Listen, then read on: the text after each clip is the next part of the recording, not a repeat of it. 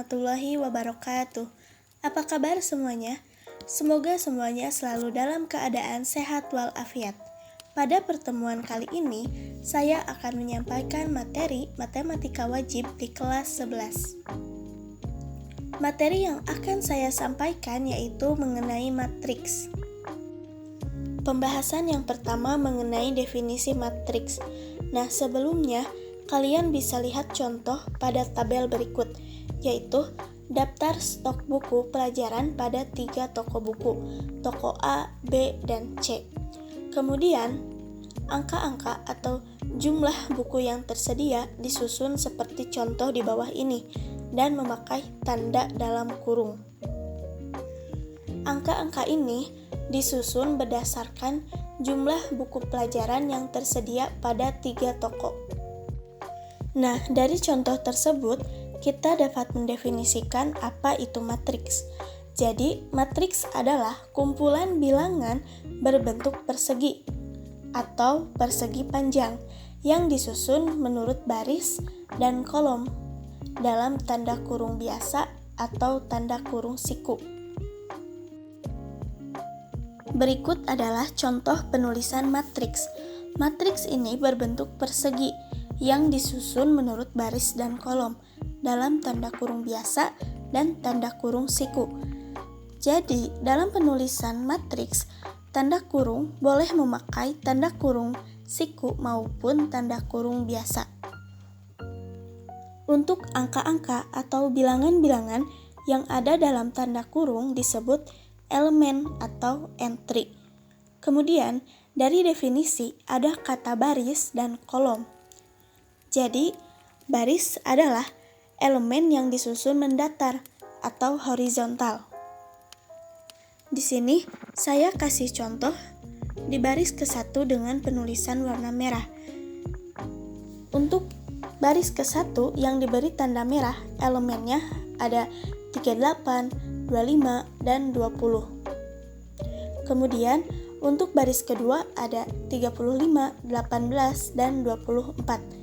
Untuk baris ketiga ada 6, 21, dan 19. Kemudian, kolom adalah elemen yang disusun tegak atau vertikal.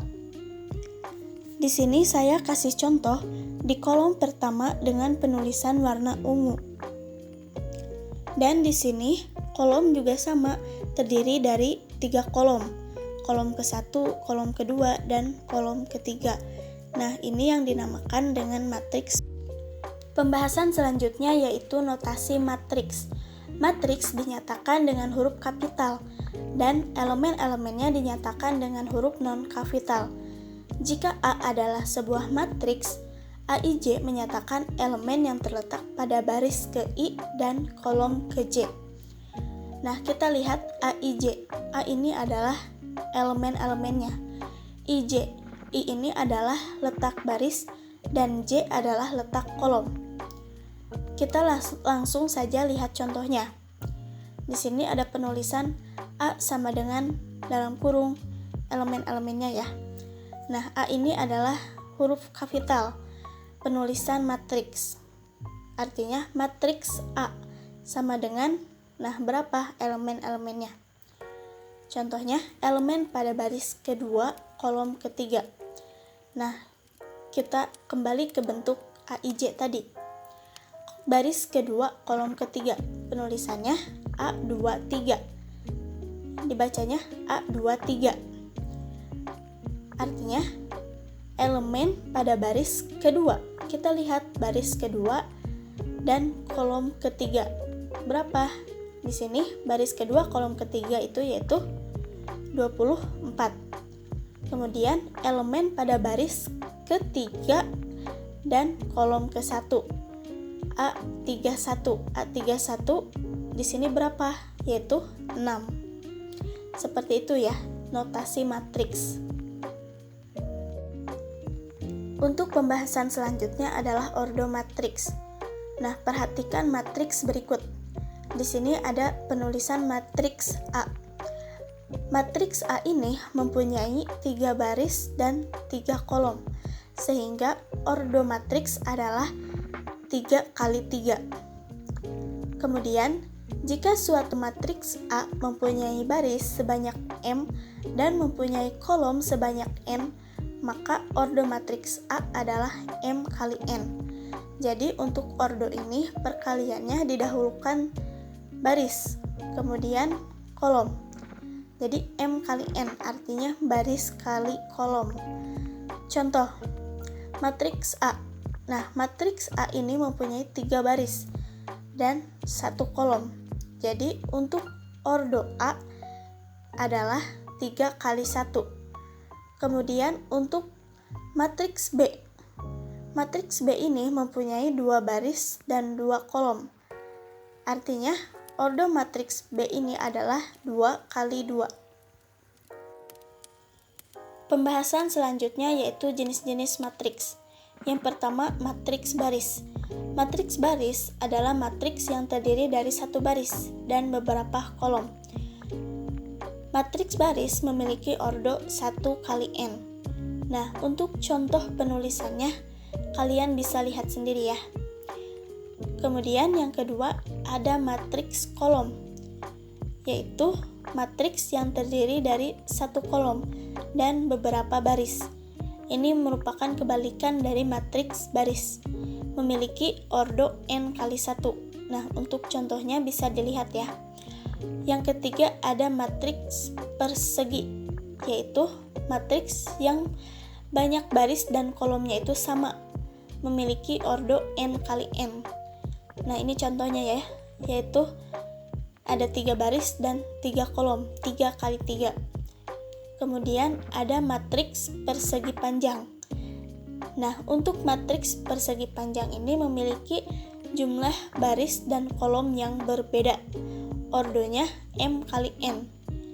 Nah, di sini contohnya ada berapa baris? Ada 3 baris dan 2 kolom. Jadi untuk ordonya 3 kali 2. Nah, untuk jenis-jenis matriks yang kelima ada matriks 0. Matriks 0 adalah matriks yang berordo M kali N dan N kali N yang elemen-elemennya bernilai 0. Contohnya seperti matriks P ini ya, semua elemennya itu bernilai 0. Kemudian yang keenam ada matriks diagonal. Matriks diagonal adalah matriks persegi dengan anggota utama sekurang-kurangnya 1 bilangan bukan 0 dan anggota lainnya bernilai 0. Nah, di sini contohnya adalah matriks Q. Elemen pada matriks Q ini semuanya bernilai 0. Tetapi pada diagonal utama ini adalah yang diberi tanda merah ya. Nah, pada diagonal utama ini terdapat 1 angka yang bukan 0, tetapi 3. Nah, ini yang dinamakan matriks diagonal. Selanjutnya, yang ketujuh ada matriks identitas. Adalah matriks persegi yang elemen-elemen di diagonal utamanya bernilai 1 dan elemen-elemen lainnya bernilai 0. Jadi diagonal utama ini harus 1 dan elemen lainnya bernilai 0. Nah, ini yang disebut matriks identitas. Selanjutnya, matriks segitiga. Nah, matriks segitiga adalah matriks persegi dengan elemen-elemen di bawah atau di atas diagonal utamanya semuanya itu 0. Nah, contohnya di sini ada matriks S. Matriks S ini disebut matriks segitiga bawah karena elemen yang bernilai 0-nya itu berada di bawah diagonal utama. Sedangkan untuk matriks T disebut matriks segitiga atas karena elemen yang bernilai 0 itu ada di atas diagonal utama. Pembahasan selanjutnya yaitu transpose matriks. Transpose matriks adalah menukar antara elemen baris dengan elemen kolom. Matriks transpose dapat disimbolkan dengan A pangkat T. Perhatikan contoh pada matriks A.